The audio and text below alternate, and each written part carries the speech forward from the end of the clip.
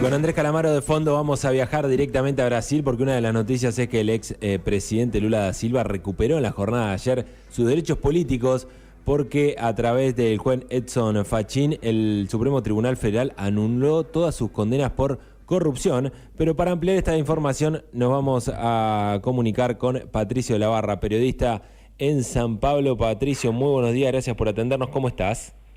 Hola, muy buenos días, Juan. Sí, la verdad es que estamos muy sorprendidos, sí, yo igual que junto con toda la nación, inclusive hoy estábamos viendo las repercusiones que tuvo esta decisión de el ministro de la Corte de Apelaciones, el ministro de Justicia máxima de este país, Luis Edson Fachin, que decidió anular todos los cargos y juicios que tenía, es decir, el juicio, mejor dicho, que se le había hecho a Lula da Silva, que ya tenía 2 condenas y una otra camino, y esto ya venía hasta en segunda instancia, es decir, recién después de 5 años el ministro descubre que el foro de la 13ª vara criminal de Curitiba no era el apropiado para procesar al expresidente de la República, junto con otras 150 personas que fueron ahí procesadas por este proceso del lavallato.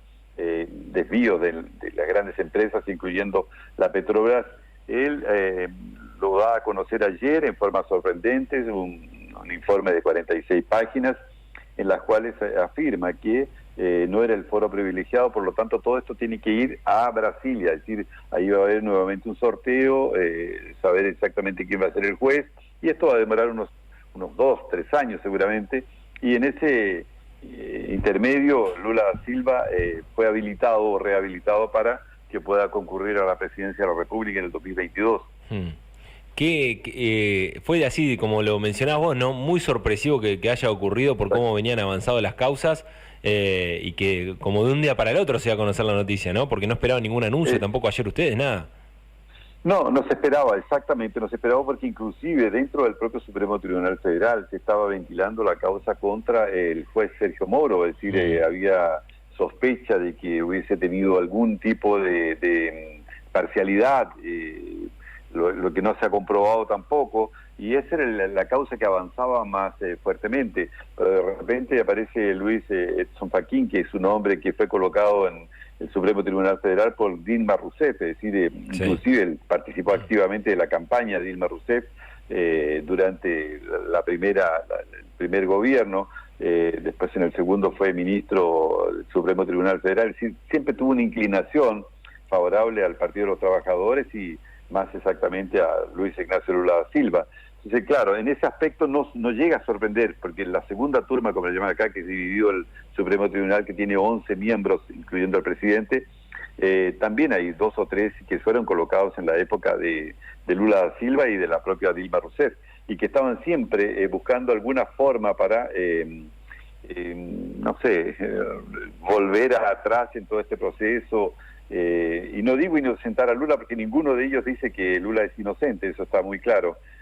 Sí que se habría cometido este error, un error técnico, y llevaron el proceso para Curitiba. Ahora, una de las cosas que dice Luis Edson Fachin en su informe es que no tendrían los crímenes cometidos por Lula da Silva, que son de corrupción y lavado de dinero, vinculación con la Petrobras, que sería lo que podría ser procesado ahí en Curitiba, pero hay declaraciones de Leo Piñero, que es el propietario de la OAS, que fue quien le dio el triplex, que dice que no, que él le dio el triplex a cambio de 2 proyectos y 2 negocios en la Petrobras.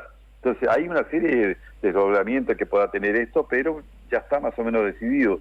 Es difícil que la Procuraduría, que va a entrar con recursos, pueda hacer alguna cosa diferente, a menos que lo pueda llevar, por ejemplo, al plenario del Supremo, claro. Y seguramente ahí van a estar, van a hacer cuerpo corporativo y van a apoyar a Edson Fachin, ¿no?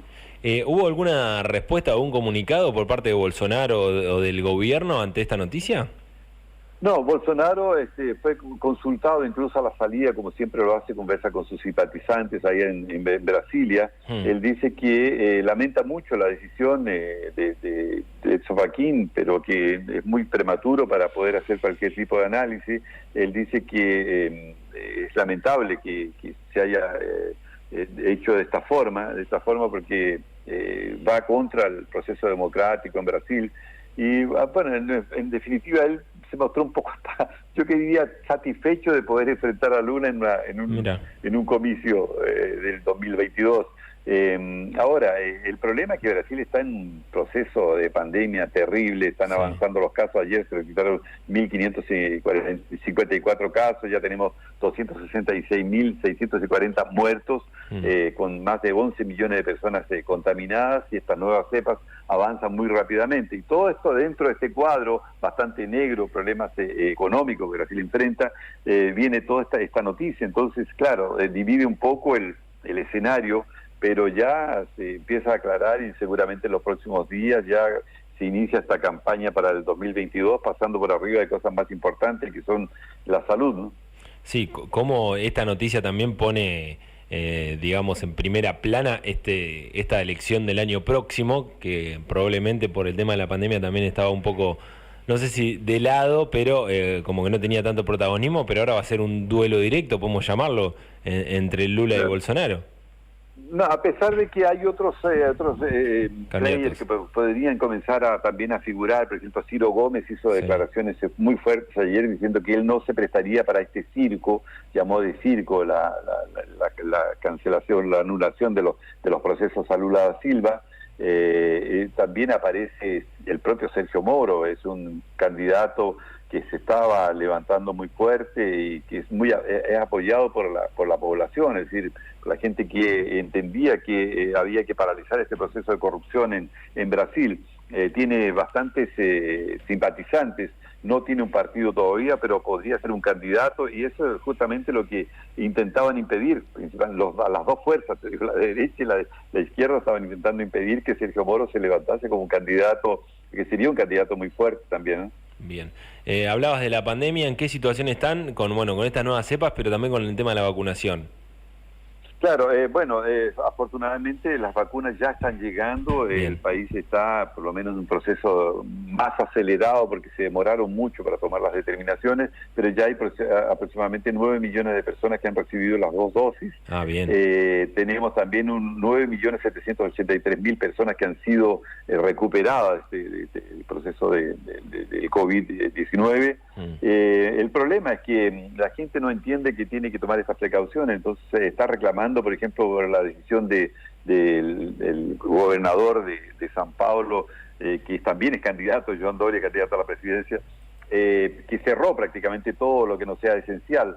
Declaró un lockdown general a partir de las 0 horas del sábado pasado, y mucha gente está incumpliendo, es decir, no entiende la gravedad de la situación, y esto en todo el país. En Roraima, por ejemplo, ya está absolutamente saturado el sistema sanitario, hay gente esperando en la fila de espera ahí para ser intubado, ser llevado a una unidad de terapia intensiva. Esto ocurre en Porto Alegre, Santa Catarina, es decir, prácticamente 17 estados están en estos momentos absolutamente colapsados, ¿no?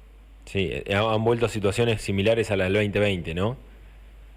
A la del año pasado. Que han vuelto, a situaciones similares a la del año pasado. Bueno, los científicos incluso, es más, en estos últimos días, esta última semana, hubo más muertos que los primeros 72 días de la pandemia. Mirá. Y Brasil pierde un funcionario o un trabajador de la salud a cada 19 horas.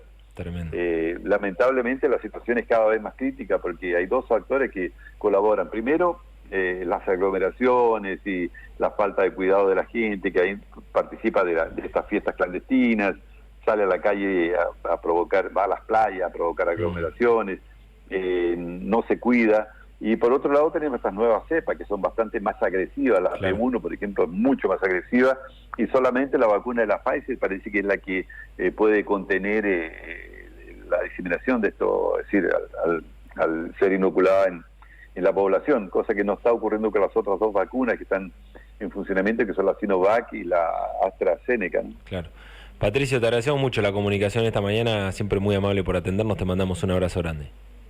Otro para todos ustedes ahí. Gracias. Muy buenos días, Juan. Igual. Patricio de la Barra pasaba, periodista brasileño en San Pablo, dando un panorama primero de lo que tiene que ver con esta noticia que involucra a Lula da Silva, que se han anulado todas sus condenas por corrupción, y después también hablando un poco del coronavirus y esta situación tan complicada que están viviendo nuevamente.